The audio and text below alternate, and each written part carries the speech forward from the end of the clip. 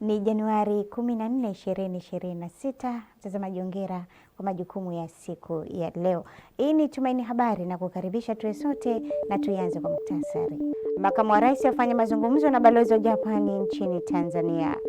Profesa Benges asema tumejipanga kuona kilimo kinachangia zaidi pato la taifa.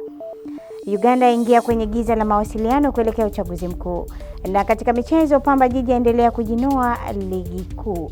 Naitwa Meriuda Mhombwe. Ni Tumaini Habari. Tufuatilie pia kupitia akaunti yetu ya YouTube Tumaini_TV. Karibu tuwe sote. Makamu wa Rais wa Jamhuri ya Muungano wa Tanzania Balozi Dr. Emmanuel Nchimbi amekutana na kufanya mazungumzo na balozi wa Japani nchini Tanzania Mikami Yoichi. Mazungumzo yaliyofanyika Ikulu Chamwino jijini Dodoma. Mazungumzo hayo yamelenga kuimarisha zaidi ushirikiano uliopo baina ya Tanzania na Japani. Taarifa inanipeleka Jimbo Katoliki la Moshi, ambapo askofu wa Jimbo Katoliki la Moshi Mhashamu Ludovic Minde amewataka wahudumu wa afya wa ngazi mbalimbali kuwa wanyenyekevu pale wanapotoa huduma kwa jamii katika hospitali na vituo vya afya. Taarifa ya Rehema Abraham inasomwa studioni. Askofu Minde amesema hayo wakati wa homilia yake ya adhimisho la misa takatifu iliyoambatana na uzinduzi wa jengo la wagonjwa wa dharura katika hospitali teule ya St. Joseph iliyopo Moshi mkoani Kilimanjaro. Wanapokea kutoka kwa Yesu, na lazima iwe hivyo. Tuna unyenyekevu wa ajabu kwamba sisi kwa kweli tunamfanyia tu kazi yake. Ni lazima turudi kwake daima kwa unyenyekevu mkubwa, tukiwa magotini, tukiomba atupe hekima na busara, atuelekeze namna ya kuongea na watu wote wa hospitali kubwa namna hii waweze kupata sauti moja tu itawale hospitali. Awali akizindua jengo hilo, mbunge wa jimbo la Moshi mjini Ibrahim Shayo amewataka wahudumu wa hospitali hiyo ya St. Joseph kuhakikisha wanatoa huduma kwa kuzingatia misingi, kanuni na maadili ya kazi zao. Ni wajibu wetu sote kuhakikisha jengo hili la dharura linatunzwa na linatumika kwa malengo yaliyokusudiwa na si vinginevyo.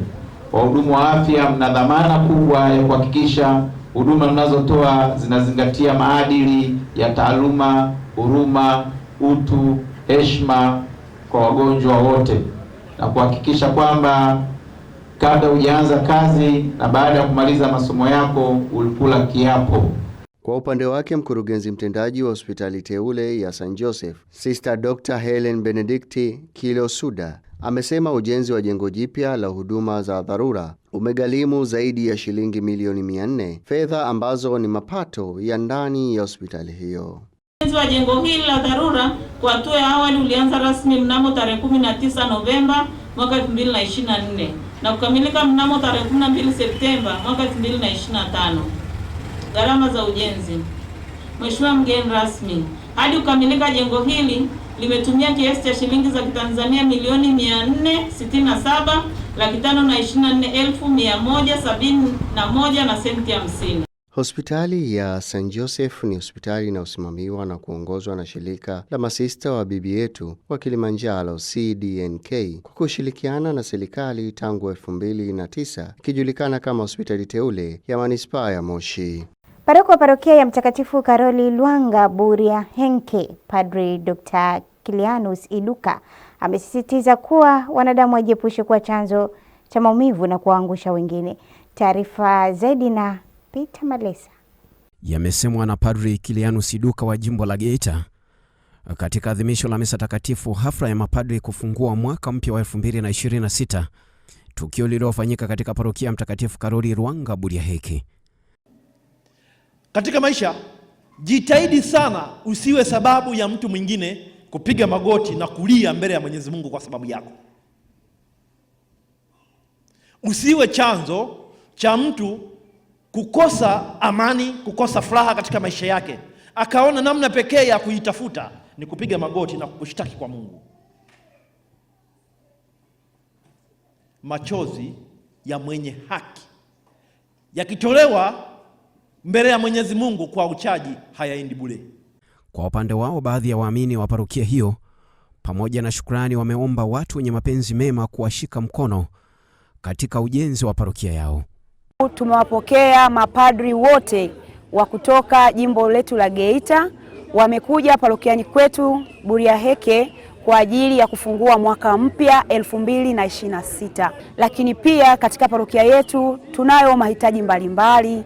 Tunawaombeni ndugu zetu waamini mlioko ndani ya parokia hii au nje ya parokia hii kutushika mkono kwa namna moja au nyingine. Parokia changa kabisa, ndio kama ina miaka tu miwili. Tunafurahi sana mapadri kututembelea kwenye parokia hii.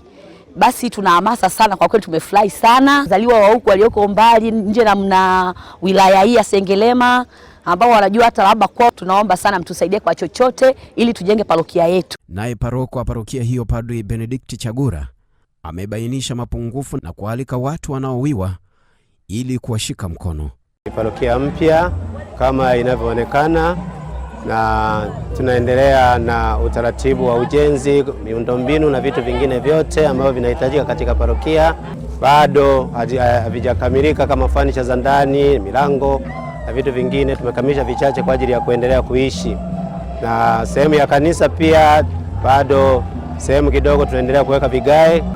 Na kwa hivyo ikiwa parokia changa, tunawaalika waamini wote na watu wote wenye mapenzi mema kama wanaweza kutushika mkono kwa chochote walichonacho kwa ajili ya uendelezaji wa ujenzi wa miundombinu ya parokia hii, hatimaye parokia ikamilike. Hii ni kawaida ya mapadri wa jimbo la Geita kukutana katika parokia mojawapo ndani ya jimbo ili kutafakari namna ya kuanza mwaka mpya katika uchungaji.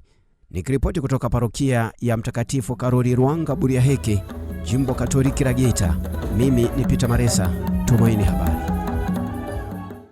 Taarifa inanipeleka mkoani Tanga ambapo mkurugenzi mkuu wa Bodi ya Sukari Tanzania na mwenyekiti wa wakuu wa taasisi zilizo chini ya Wizara ya Kilimo, Profesa Kenneth Bengesi amesema wamejipanga kuiwezesha Tanzania kufikia uchumi wa kati na wa juu ili kuendana na dira ya taifa ya kukifanya kilimo kichangia zaidi ya 27% kwenye pato la taifa. Dominic Maro na taarifa zaidi kutoka Tanga. Ametanabaisha hayo kwenye mkutano na wakuu wa taasisi zilizo chini ya Wizara ya Kilimo kilichofanyika mkoani Tanga kwa lengo la kujadili mpango mkuu wa sekta ya kilimo ili kufikia dira ya taifa ambayo imeainisha mchango wa kilimo kwenye pato la taifa. Kwa hiyo sekta ya kilimo ikifanya vizuri, ina maana itawezesha nchi yetu kuweza kufikia uchumi wa kati wa juu kwa urahisi zaidi, kwa sababu ni moja kati ya sekta ya uzalishaji ambayo imekuwa ikitoa mchango mkubwa katika uchumi wa nchi hii. Kama tunavyofahamu kwamba sekta ya kilimo imekuwa ikichangia kwenye GDP ya nchi kwa mathalani 27%, na mchango huu unatokana na ukweli kwamba sekta ya kilimo imekuwa ikitoa ajira kubwa kwa Watanzania, na ni mathalan 65% ya Watanzania wameajiriwa kwenye sekta hii. Lakini matarajio yetu ni kwamba kadri uchumi unavyokuwa, kwa mujibu wa dira ya 2050, tunatarajia kwamba ajira kwenye sekta ya kilimo sasa itakuwa inapungua, kwa maana kwamba wale watu ambao wanahusika na kilimo moja kwa moja watatoka kwenye kilimo na wataingia kwenye sekta zingine za kiuchumi, kwa mfano sekta za kutoa huduma, sekta za utalii na kadhalika. Aidha, amebainisha vipaumbele vyao ili watimize malengo ya serikali ya kuongeza pato katika mazao ya kilimo yanayoongezewa thamani kutoka bilioni 1 mpaka kufikia bilioni 10. Tunatarajia kuongeza uongezaji thamani wa mazao yetu ya kilimo, na tunatarajia kipato kinachotokana na uongezaji wa thamani ya mazao yetu kiongezeke kutoka bilioni 1.2 USD hadi kufika bilioni 10 katika kipindi cha hii miaka 5 inayokwenda. Kwa hiyo utaona kwamba taasisi zetu kwa ujumla zina jukumu kubwa la kuwezesha hiyo, na ni kutokana na matarajio makubwa ya serikali ambayo inayo kuhakikisha kwamba sekta zote, sio sekta ya kilimo tu, zinaelekeza nguvu zake kufikia malengo hayo makubwa. Mategemeo ya wataalamu hao ni kuona sekta ya kilimo nchini inakuwa ya kwanza katika kuwanufaisha Watanzania kwenye ajira, masoko pamoja na uongezaji wa thamani kwenye mazao ya kilimo. Nikiripoti kutoka Tanga, ni mimi Dominic Maro, Tumaini Habari. Asante Maro. Serikali mkoani Mara imeendelea na kampeni ya upandaji wa miti milioni 13 kila mwaka ili kukabiliana na athari za mabadiliko ya tabia nchi yatokanayo na uharibifu wa mazingira na ukataji miti hovyo. Taarifa ya Sadiki Hunga inasomwa studioni. Akizungumza katika kampeni ya 27 ya kijani, mkuu wa mkoa wa Mara Kanali Evans Mtambi anasema kampeni hiyo itawezesha mkoa huo kuwa wa kijani na kukabiliana na mabadiliko ya tabia nchi. Kwa hiyo sisi tumekuwa wadau wazuri sana wa utunzaji wa mazingira. Kwa hiyo niendelee kuwashajiisha wananchi wa mkoa wa Mara, tuhakikishe tunaendelea kuwa vinara katika upandaji wa miti na mkoa wetu uendelee kuwa kijani. Miti ina faida nyingi. Miti ni uchumi. Miti inatunza ekolojia. Tunajua sasa hivi maeneo mengi yanakabiliwa na changamoto ya mabadiliko ya tabia nchi. Kampeni hiyo inatajwa kuwa na umuhimu mkubwa hivi sasa katika kukabiliana na tatizo la mabadiliko ya tabia nchi na uharibifu wa mazingira. Mimi kama mdau wa elimu mkoa wa Mara, tuna jumla ya wanafunzi 757 kwa mwaka jana, na mwaka huu tunategemea wawe 758 kutokana na uandikishaji unaoendelea. Sasa kama tutaamua kwa kila mwanafunzi mmoja tu tukasema kila shule ipande mti mmoja, tutakuwa na miti zaidi ya 757. TFS kwa kushirikiana na shirika la habari Tanzania TBC katika 27 ya kijani mpaka sasa, kuanzia mwaka 2023 mpaka sasa hivi 26 hii tumeotesha miche ya miti. Tumeotesha miche ya miti 2557 kama kuadhimisha katika siku ya kuzaliwa Mheshimiwa Daktari Samia Suluhu Hassan, Rais wetu wa Jamhuri ya Muungano wa Tanzania. Kwa hiyo nahamasisha wananchi watumie mvua hizi ambazo zilizokuwa zinaendelea kupanda miti mingi ya kutosha. Viongozi wilayani humo wamesema kampeni hiyo itasaidia kukabiliana na baadhi ya watu wanaolisha mifugo yao miti katika maeneo ya taasisi za serikali. Sisi kama serikali ya wilaya ya Msoma tumejipanga vizuri. La kwanza ni kutoa elimu na hamasa kwa wananchi wote wa wilaya hii ya Msoma kuona umuhimu na tija ya kupanda miti. Miti ni biashara, miti ni maisha, miti ni uchumi. Tunashukuru leo siku njema, tumeongozwa na mheshimiwa wetu wa mkoa kupanda miti katika shule hii ya Bwarekati. Tulipanda miti toka shule hii imeanza mwaka 2024. Mwaka jana pia tulipanda baadhi ya miti, na mwaka huu 2026 tumepanda miti mingine. Hii ni kwa ajili ya kumwenzi Mheshimiwa Rais wetu Samia Suluhu Hassan. Mkuu wa mkoa wetu wa Mara Kanali Evans Mtambi naye ameungana na Mheshimiwa Rais katika azimio lake hilo, na sio mara ya kwanza. Amekuwa anaonekana sehemu nyingi mkuu wetu wa mkoa wa Mara akihimiza sana swala hili la upandaji wa miti katika namna nzuri sana ya utunzaji wa mazingira. Kampeni hiyo imekuwa ikiwezesha jamii kupanda miti ili kukabiliana na mabadiliko ya tabia nchi yatokanayo na uharibifu wa mazingira na ukataji miti hovyo. Wakazi wa kitongoji cha Sheikh Maksud cha Aleppo wameanza kurudi nyumbani kwao baada ya mapigano ya siku kadhaa yaliyosababisha vifo na watu wengi kuhama makazi yao kumalizika kwa kusitishwa kwa mapigano. Tupate simulizi zaidi.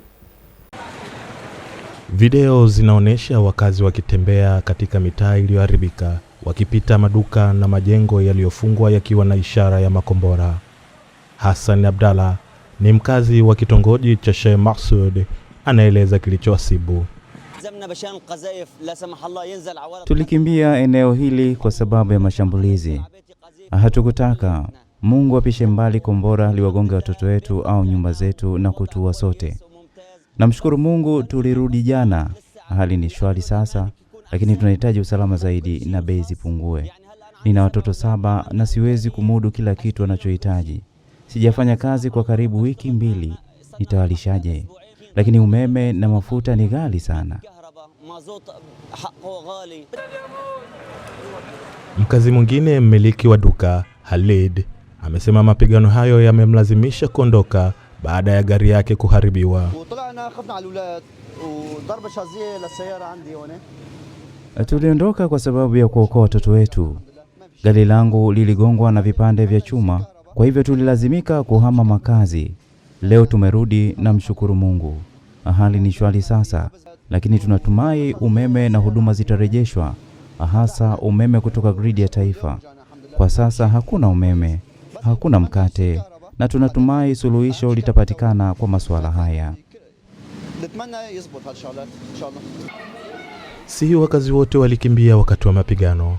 Umi Idris ambaye amesema alibaki katika kitongoji hicho wakati wote wa mapigano, alieleza uamuzi wake wa kukaa. Sikuondoka katika kitongoji hichi. Kila kitu kilitokea hapa, tulishuhudia yote. Sikuondoka kwa sababu kifo kinanipendeza kuliko kuondoka Sheikh Masud. Nyumbani kwangu ni hapa, maisha yangu ni hapa, na nilizaliwa hapa. Ndiyo maana nilikaa hapa.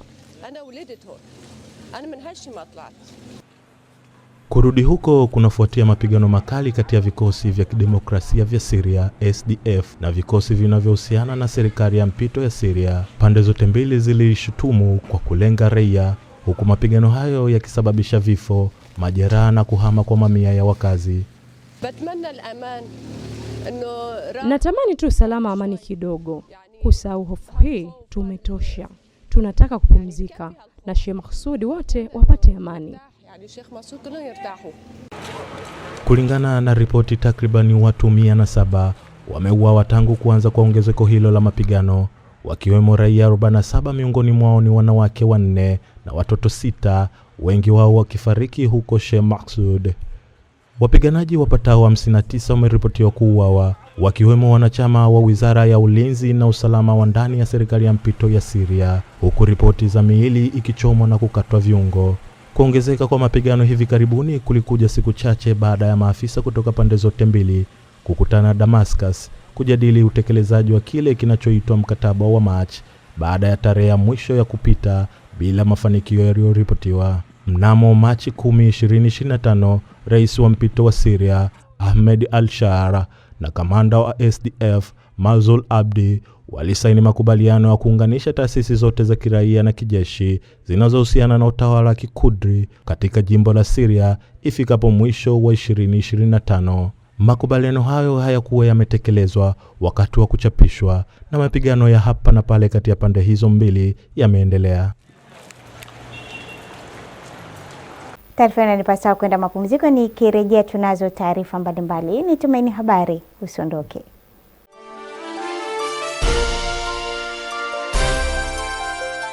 Karibuni Waisai Original Products. Hapa tunajishughulisha katika utengenezaji na uuzaji wa bidhaa za ngozi halisi kama vile viatu vya shule, slab shoes, sandals, mikanda, pochi, mabegi na kadhalika. Pia tunauza malighafi zote za kutengenezea bidhaa hizo kama vile ngozi halisi, sole, gundi na mashine za kushonea. Vile tunatengeneza samani za kisasa kama sofa, vitanda, makabati na meza za chakula, sambamba na kuuza malighafi zake kama vile vitambaa vya sofa, sufi, spring, miguu ya sofa na gundi. Zaidi ya hayo, tunatengeneza na kuuza vivuli vya aina mbalimbali kwa magari, bustani au biashara, pamoja na turubai na shednet. Kwa ajili ya nyumba au ofisi yako, tunakupa pia huduma ya mapazia ya kisasa yasiyochuja rangi wala kupauka, pamoja na bomba na holder zake. Bidhaa zetu zote zinapatikana katika maduka yetu Dar es Salaam na mikoa mbalimbali hapa Tanzania. Wasiliana nasi kupitia namba 0677 389 088 au 0677 398 430. Pia kwenye mitandao yetu ya kijamii Instagram, Facebook, TikTok na YouTube kwa jina Waisai Original Products. Ni msimu wa sherehe na unajiuliza wapi utapata ukumbi kwa sifa na kile unachostahili kwa gharama nafuu? Basi usihangaike. Maranta Hall iliyopo Msimbazi Center jijini Dar es Salaam ndio jibu lako. Ni ukumbi wa kisasa wenye usalama mkubwa, mandhari ya kuvutia na nafasi kubwa ya maegesho ya magari ya wageni wote.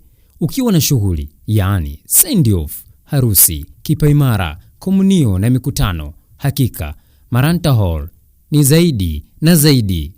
Pia Msimbazi Center inakukaribisha katika huduma ya hostel zenye mazingira tulivu unayoyahitaji kufanikisha shughuli zako.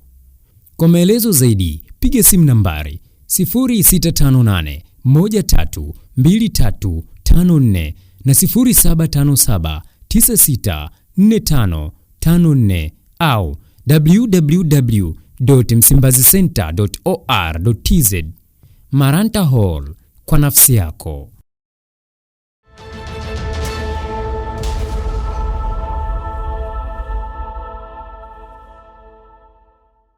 Nimerejea ni Tumaini Habari. Kama ndio kwanza unaungana nasi, karibu. Nambari inaelekea Njombe, ambapo wakulima mkoani Njombe wametakiwa kuendelea kuzalisha kwa wingi zao la parachichi kufuatia uwepo wa soko la uhakika wa zao hilo kwa masoko ya ndani na nje ya Tanzania, kutokana na wawekezaji kuendelea kuongezeka mkoani Njombe wanaowekeza kwenye viwanda vya kufungasha matunda kwa ajili ya kupeleka nchi za ughaibuni na wanaokamua mafuta. Prosper Mfugale na taarifa zaidi. Wito huo umetolewa na mbunge wa jimbo la Njombe mjini Deodatus Mwanyika alipofanya ziara kwenye viwanda vilivyopo jimbo la Njombe mjini na kubaini uwepo wa fursa kubwa ya uhitaji wa matunda kutoka kwa wakulima usiotosheleza mahitaji ya wawekezaji. Kama kuna jambo ni la muhimu kwa zao la parachichi kwenye soko, ni ubora wa zao lenyewe, na huu ubora unaanzia shambani mpaka kwenye mpaka kwenye usafirishaji, mpaka kwenye viwanda, na mpaka kwenye usafirishaji tena, na mpaka namna kupeleka nje haya mazao ya parachichi, kwa sababu lazima tuuze vile vile yakiwa fresh. Kwa hiyo naondoka hapa nikiwa naelewa kwamba ili tuipeleke Njombe mbele, ili tupeleke zao letu hili la parachichi mbele na kwa kasi zaidi, tuna maeneo ya kuyashughulikia. Na sio kama ni mapya kwangu kuyaelewa, lakini nimeyaelewa vizuri zaidi. Na kwa nini maeneo haya lazima serikali yetu tufanye nayo kazi na tuieleweshe na tuisemeshe, kwa maana ya Wizara ya Kilimo, Wizara ya Uchukuzi na Usafirishaji, halmashauri yetu ya mji. Najua wanashughulika vizuri sana na wanajitahidi, lakini wanahitaji nguvu ya mimi kuwasemea kwenye miundombinu hasa ya maeneo ya vijijini. Lakini nimebaini jingine hapa ambalo ni jambo la ubora kwenye umwagiliaji.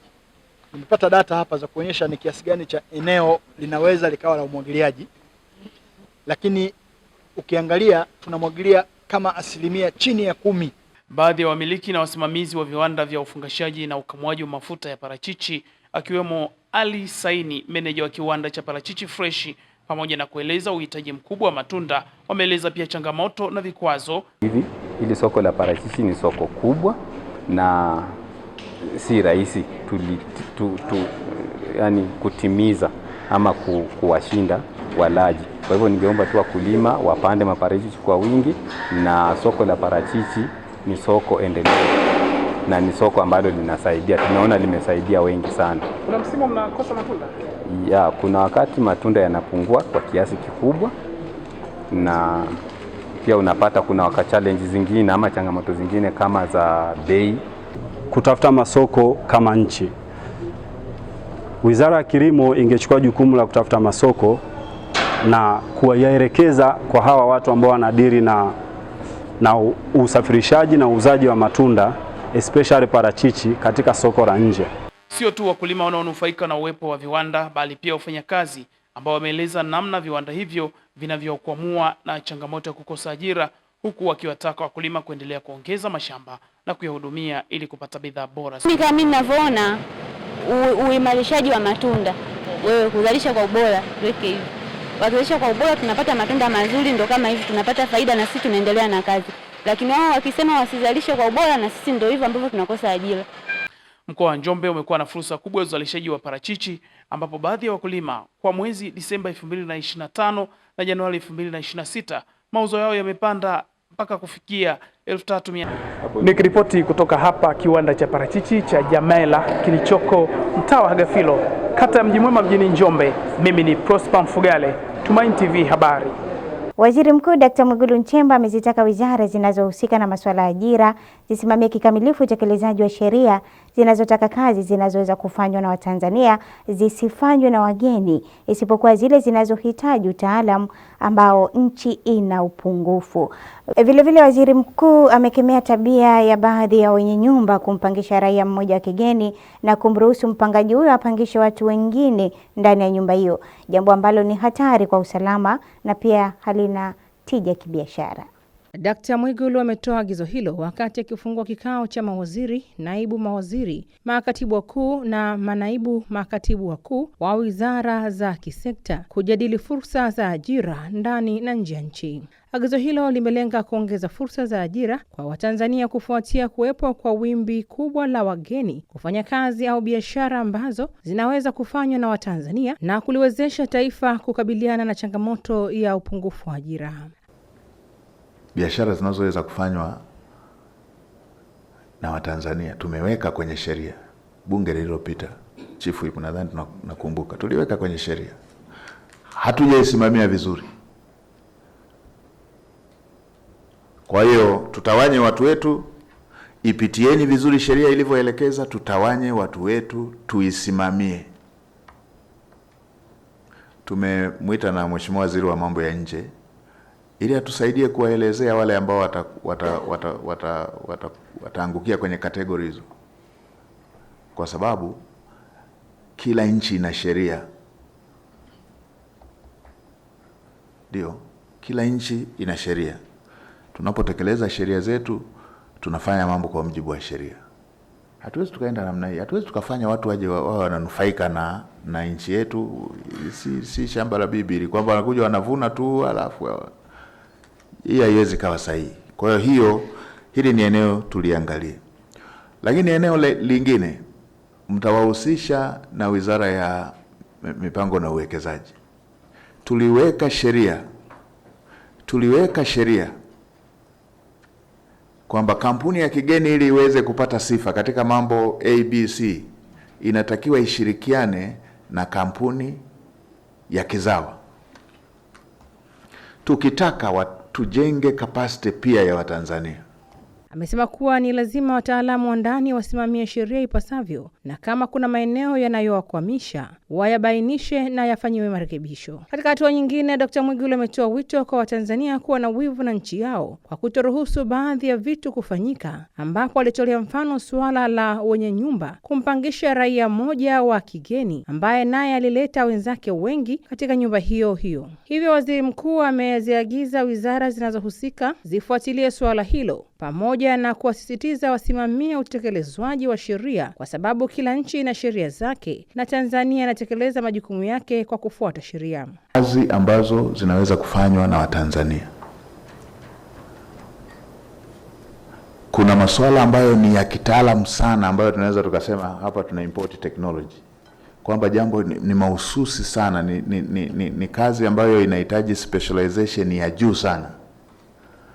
Ndio tunaweza tukasema labda tuna uhaba wa eneo hilo, then hiyo ndio iwe justification. Lakini sio kazi ambazo hata hatuna uhaba wa watu wa aina hiyo, alafu kwa leisure tu tunaruhusu watu wengine wafanye, alafu vijana wetu wakae mtaani hawana kazi.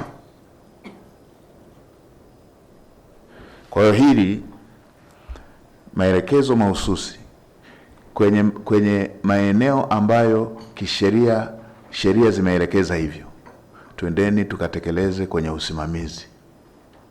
Sheria hizo zitekelezwe. Tumelegalega katika baadhi ya maeneo kusimamia ambazo na sheria zipo.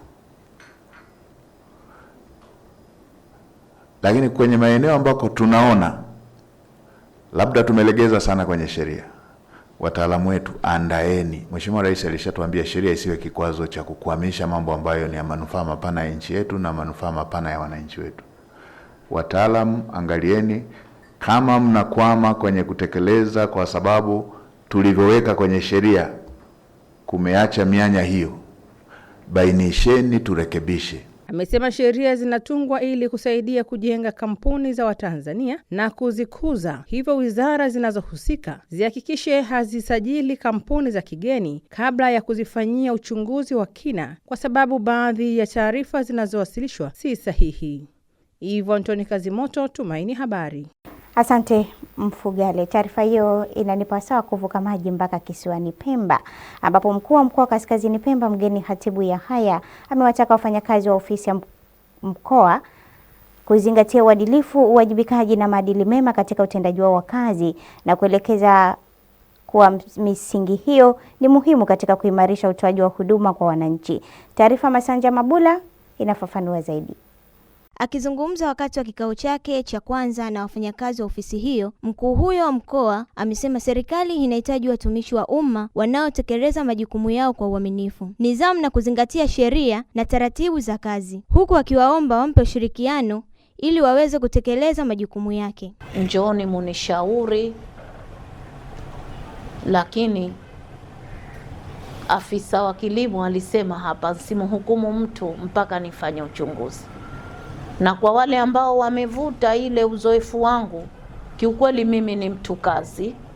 Kipindi chote ambacho niko mkuu wa wilaya, hajawahi kuja mtu ofisini kwangu akaja na fitina, kwa sababu sina muda wa kusikiliza fitina.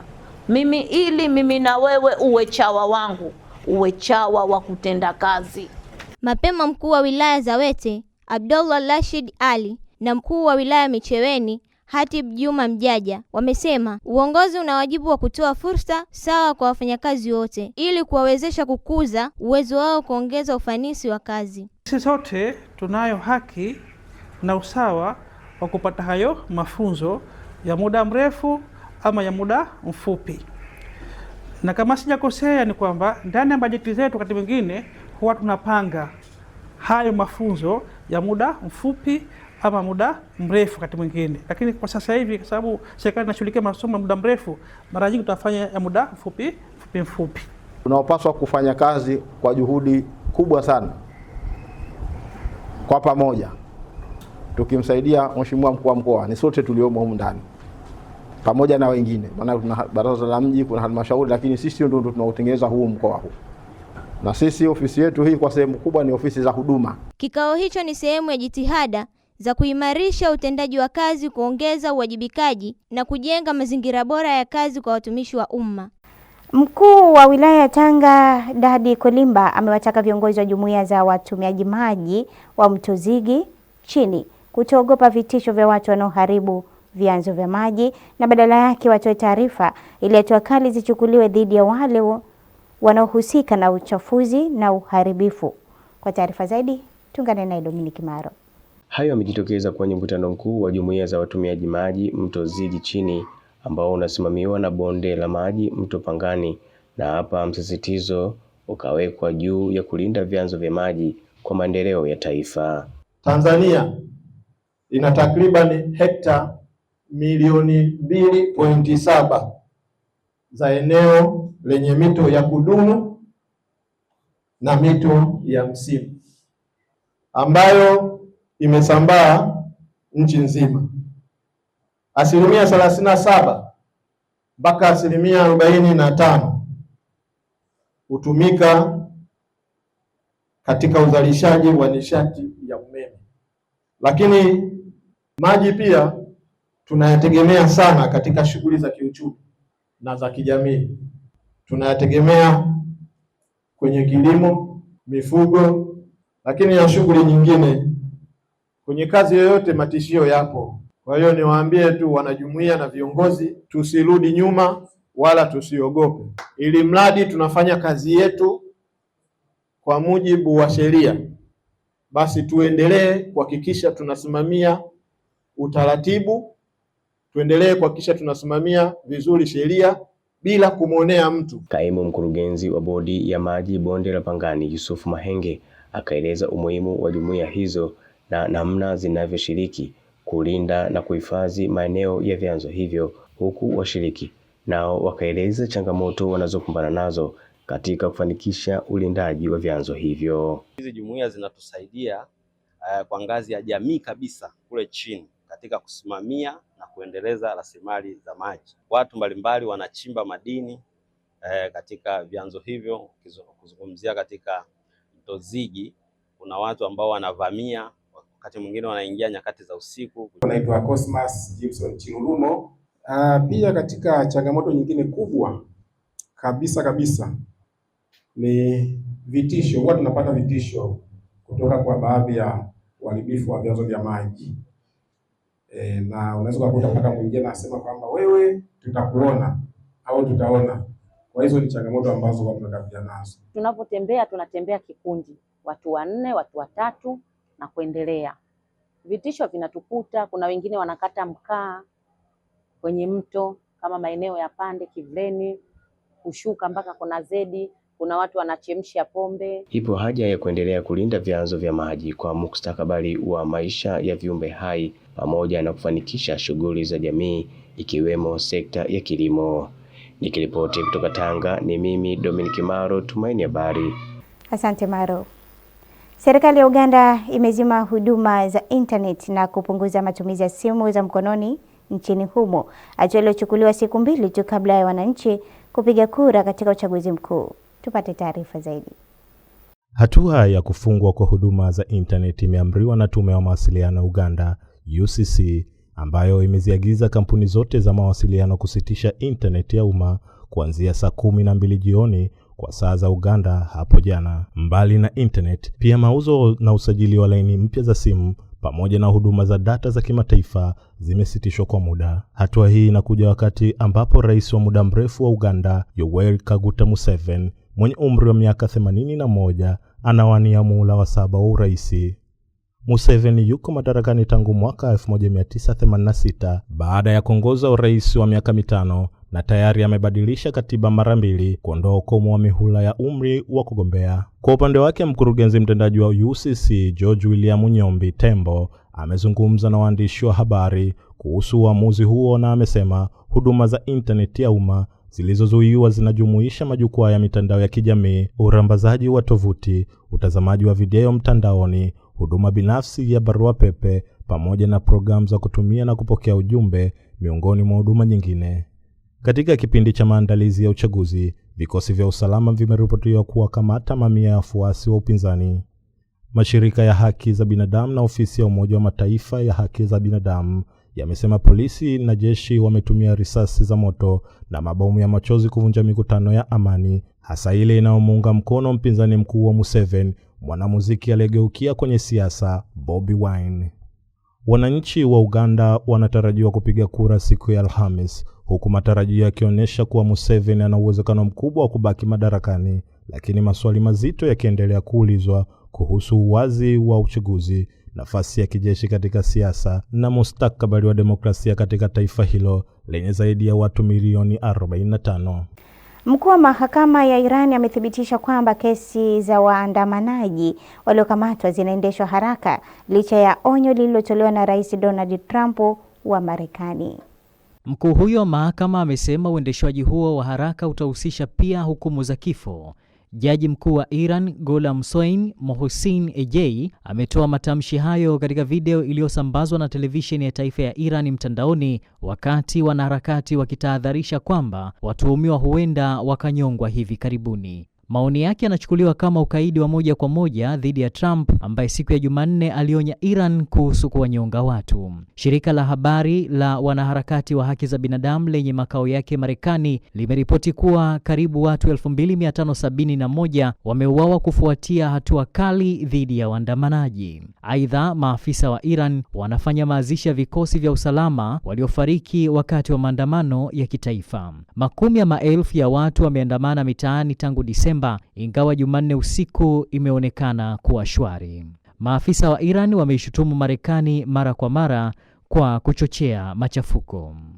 Taarifa inanipeleka makao makuu ya Kanisa Katoliki mjini Vatican, ambapo kiongozi wa Kanisa Katoliki duniani Papa Leo wa 14 wakati wa mkutano wake wa kawaida kwa kila wiki ameendelea na mfululizo wake wa katekesi juu ya mkutano wa pili wa Vatican, akiangalia kwa makini zaidi mmoja mambo mazuri na muhimu zaidi ya mkutano huo, yaani katiba ya kimkakati kuhusu ufunuo wa kimungu. Papa Leo amekumbuka maneno ya Yesu katika sehemu ya Injili kulingana na Mtakatifu Yohane wakati wa mkutano wake wa kawaida wa Jumatano Januari 14 alipokuwa anaendelea na mfululizo wake mpya wa katekesi. Akizingatia katiba ya kimkakati ya mkutano wa pili wa Vatican kuhusu ufunuo wa kimungu, Papa ameita moja ya hati nzuri na muhimu zaidi ya mkutano. Baba Mtakatifu amebainisha kuwa maandiko hayo yanakumbusha mwaliko wa Yesu kwetu kuwa marafiki wake ambao umeelekezwa na Baraza la Pili la Vatican na ufanyaji upya wa nyaraka zake. Ametambua kwamba hatulingani na Mungu na uhusiano kati ya Mungu na binadamu daima unabaki kuwa usio sawia. Amesema sisi ni viumbe tu wa Muumba. Licha ya hayo, Baba Mtakatifu amesema kuwa kuja kwa mwana katika mwili wa binadamu, agano la Mungu linafunguka kwa ajili ya kusudi lake la mwisho. Akizingatia hilo, Papa Leo ametukumbusha kuhusu haja yetu ya kusikiliza ili neno la kimungu lipite kwenye akili zetu na mioyo yetu na pia kuzungumza na Mungu siku zote. Taarifa kutoka Vatican na nipasao kwenda mapumziko, nikirejea ni wasaa wa habari za biashara na uchumi. Baki nami.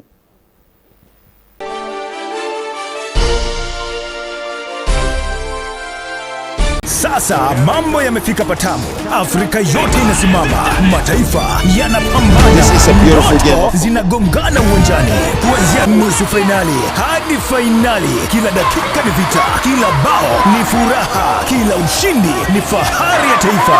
Hapa ndipo ambapo mashujaa huzaliwa. Ni AFCON, sehemu pekee ambayo Afrika huungana. Je, ni nani kunyanyua kuapa safari hii? Kila timu imejiandaa, mashabiki wapo tayari kwa msisimko mkubwa, na Azam TV ipo hapa kukuletea kila kitu kwenye michuano hii ya AFCON.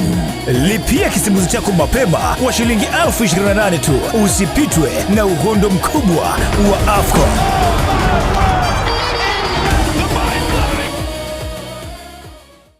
I know the Lord will make a way for me.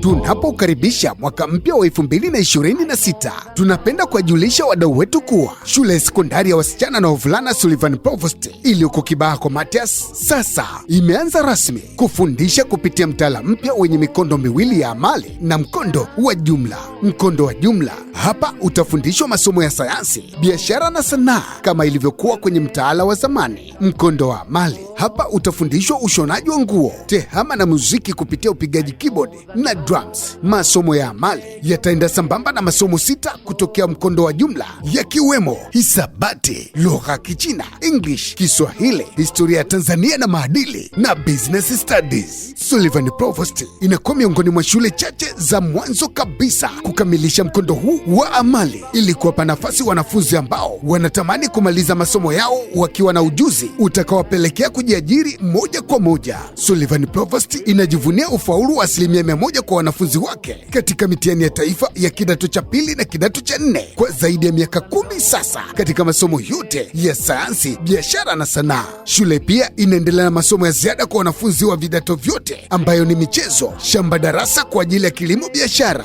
utangazaji kwenye TV, uchoraji, ushonaji, tehama, muziki, uokaji wa mikate na lugha Kichina. Ndugu yangu, kwa maelezo zaidi piga simu namba 0715 21 08 12 na 0754 21 08 12 au tembelea kwenye mitandao ya kijamii @Sullivan_schools. Najua ataniwezesha mimi.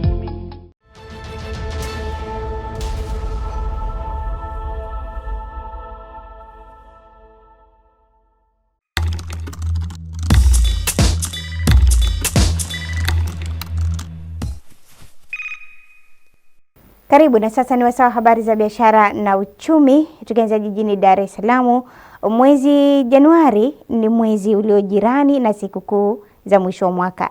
Ni mwezi unaopewa majina mengi.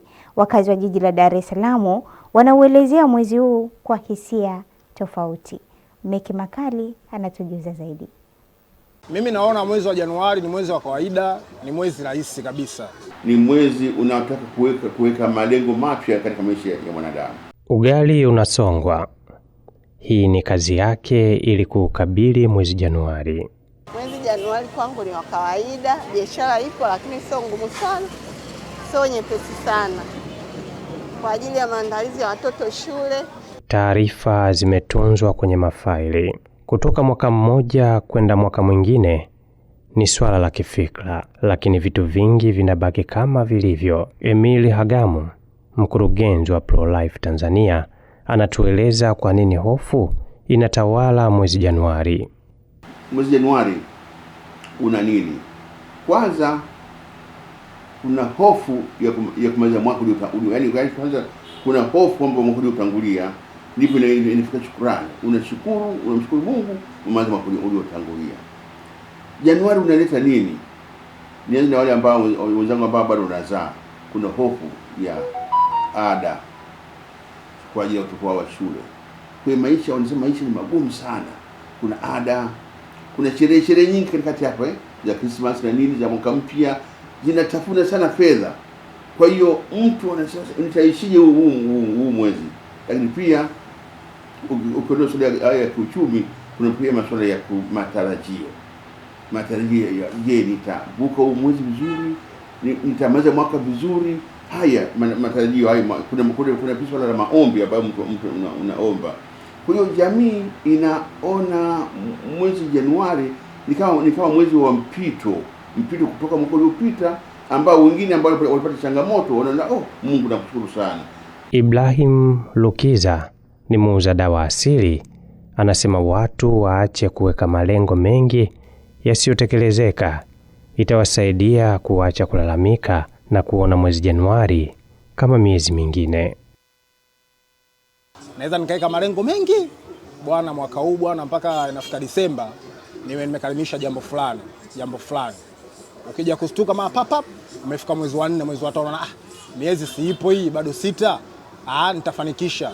Ukija kustuka Disemba, kama unasomesha, una wadogo zako na kutegemea kila kitu, ina maana muda mwingi umeutumia pasipo kujipanga, na ndio maana una Januari mgumu. Lakini kuna watu Januari wanaona kama miezi ya kawaida tu, hakuna tatizo lolote lile, kulingana na washajipanga. Kila siku itwayo leo wanaendelea kujipanga kuhusu kesho. Picha inamuonesha fundi friji akifanya kazi zake za kila siku ili mkono uende kinywani, lakini kwake mwezi Januari anaona kama mwezi wa mpito. Tujipange kutoka nyuma, miezi 3 nyuma au 4, ili tuikabili hii Januari. Itakuwa sio mbaya, kwa sababu tukiangalia toka miaka imeanza, huwa tunasema mwezi huu wa Januari ndio mbaya. Lakini sasa turudi nyuma, tujue kwa nini kila siku unakuwa mbaya, kwamba hatuna maandalizi. Wengi wanatamani mwonekano mpya pindi mwaka mpya unapoanza, ila mwezi huu unakusanya yote unayotakiwa kuyatenda kiafya, kiimani, hata kiuchumi, kama inavyoelezwa na mkurugenzi wa Pro-Life Tanzania, Emily Hagamu. Mwezi Januari ni mwezi wa tafakari sana, hata kiimani, mwezi wa tafakari sana. Unamwambia Mungu, nitaanzaje huu mwezi? Nitaendelea vipi na huu mwezi? Kuna wengine wanaelekeza kwenye nguo, umemaliza mwaka, nipate nguo zile, anataka vae nguo mpya, viatu vipya. Mwingine matamani kwenye mahali fulani nitapataje fedha. Kwa hiyo ni mwezi ambao kuna mchanganyiko mwingi sana, na niseme kwamba Januari ni mwezi wa changamoto, na walio wengi kupita mwaka, hata nyimbo limpa siku kuvuka mwaka ni majaliwa ya Mungu.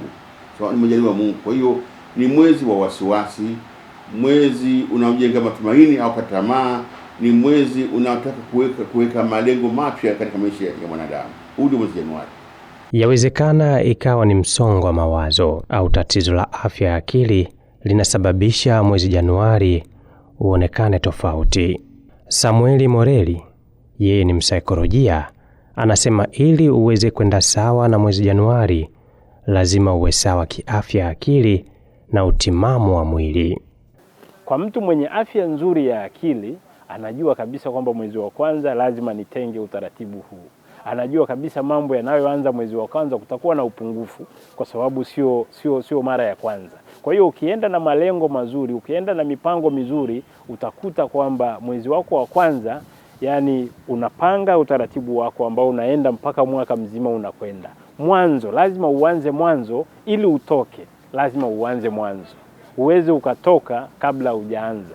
Kitabu cha Mwanzo, ili mwanzo, Kutoka, Hesabu, Methali na Sheria, utahesabika vizuri kwenye jamii ambayo tuko. Kwa hiyo mwezi huu wa kwanza ni mwezi ambao unatakiwa upange malengo yako na saikolojia ya mwaka huu kuongoze, ili uweze kutambaa na kutembea kwa kilo zako na mwendo wako na akili yako vizuri. Mwezi Januari ni mwezi wa tafakari, ni mwezi wa kushukuru, ni mwezi wa kupanga nini ufanye. Asante Makali. Na mara hii tupate taarifa ya ubadilishaji wa fedha za kigeni dhidi ya shilingi ya Tanzania kwa mujibu wa Benki Kuu ya Tanzania BOT.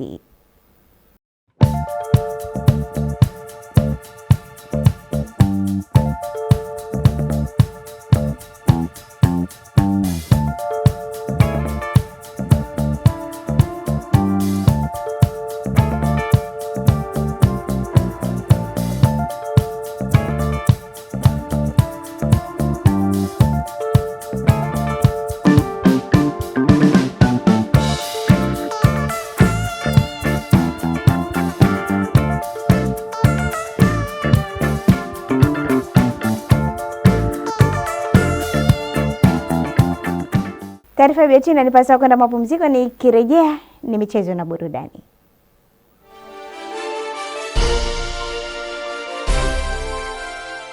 Sasa mambo yamefika patamu. Afrika yote inasimama, mataifa yanapambana, ndoto zinagongana uwanjani, kuanzia nusu finali hadi finali. Kila dakika ni vita, kila bao ni furaha, kila ushindi ni fahari ya taifa. Hapa ndipo ambapo mashujaa huzaliwa. Ni AFCON, sehemu pekee ambayo Afrika huungana. Je, ni nani kunyanyua kwapa safari hii? Kila timu imejiandaa, mashabiki wapo tayari kwa msisimko mkubwa, na Azam TV ipo hapa kukuletea kila kitu kwenye michuano hii ya AFCON. Lipia kisimbuzi chako mapema kwa shilingi 28,000 tu. Usipitwe na uhondo mkubwa wa AFCON.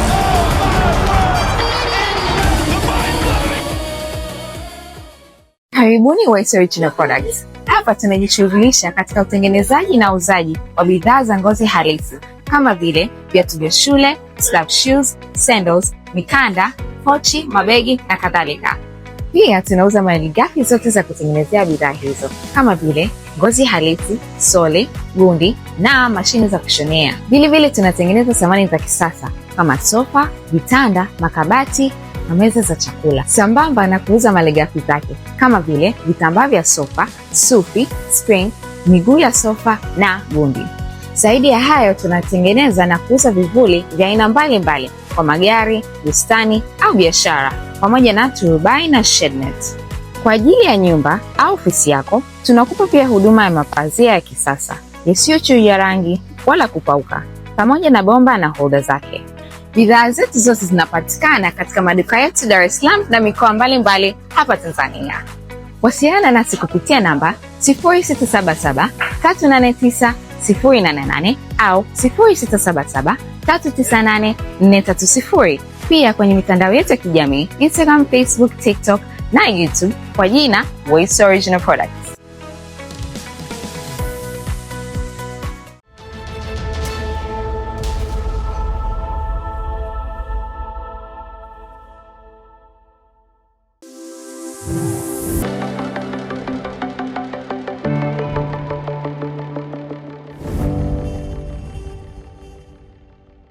Ni wasawa habari za michezo na burudani. Tunaungana naye mwanamichezo wetu Deus Elandogo.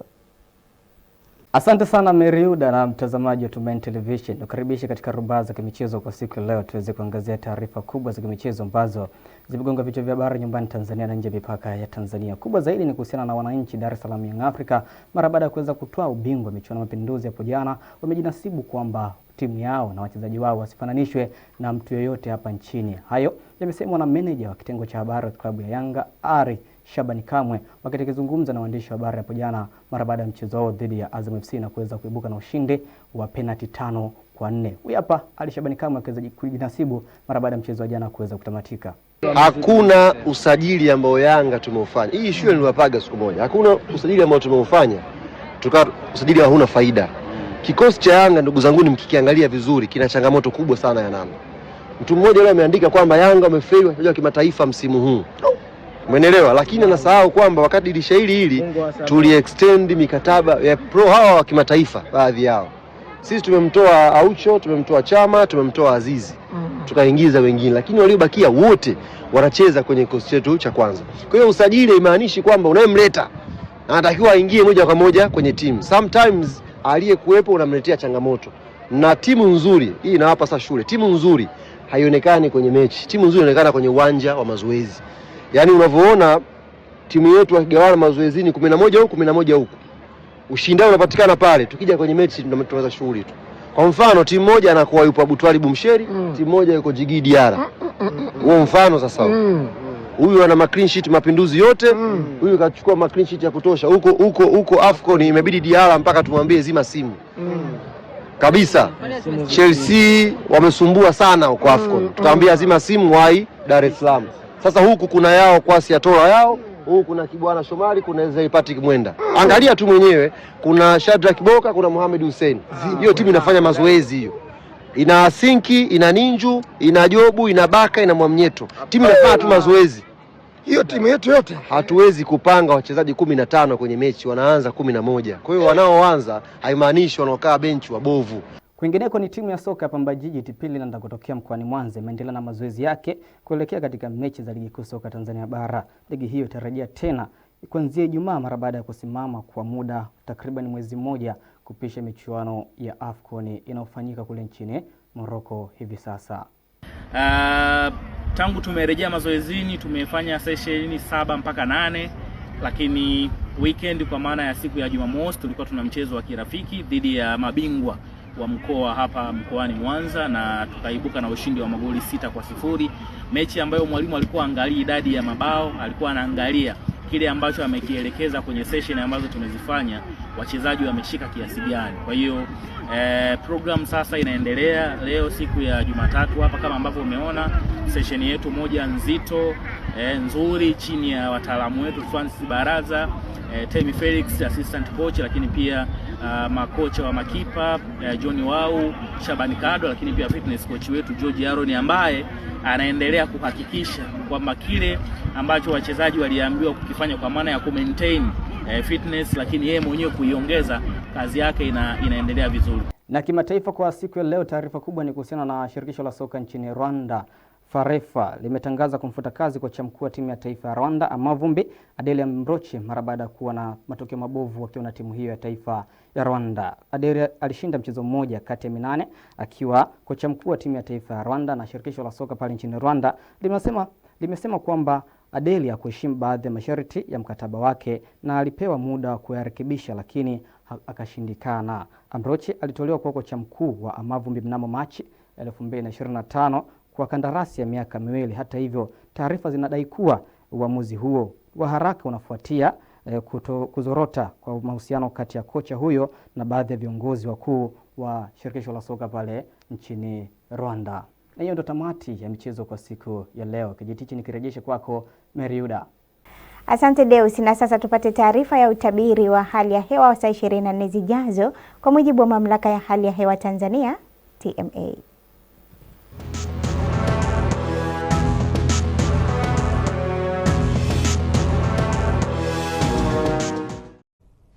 Langu jina naitwa Godfrey Kazinja na kuwasilisha utabiri wa hali ya hewa kutoka mamlaka ya hali ya hewa Tanzania.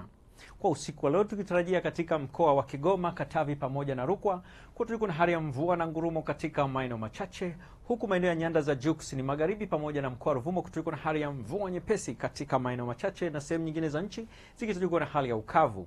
Kwa siku ya kesho upepo unatarajiwa kuwa wa wastani katika maeneo mengi ya nchi, huku kiwango cha juu cha joto kwa siku ya kesho kikitarajiwa kufikia nyuzi joto 33 katika mkoa wa Kilimanjaro. Na viashiria vya mvua vinaonekana kupungua kwa kiasi kubwa katika maeneo ya kaskazini mwa nchi yetu, lakini vinaonekana kwa kiasi kidogo katika maeneo ya kusini mwa nchi.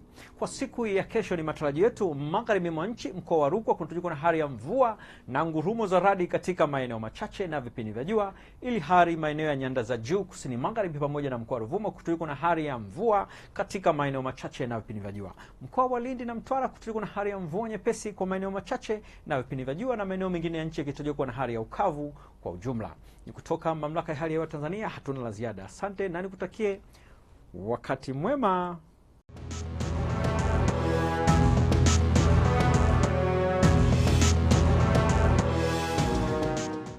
Asante kwa kuitazama Tumaini Habari, mtazamaji. Taarifa TMA inatamatisha Tumaini Habari. Shukrani kwa wote na dawati la habari ambao wamehusika kuandaa taarifa hii. Naitwa Meriuda Mhombwe. Asante, nikutakia usiku mwema.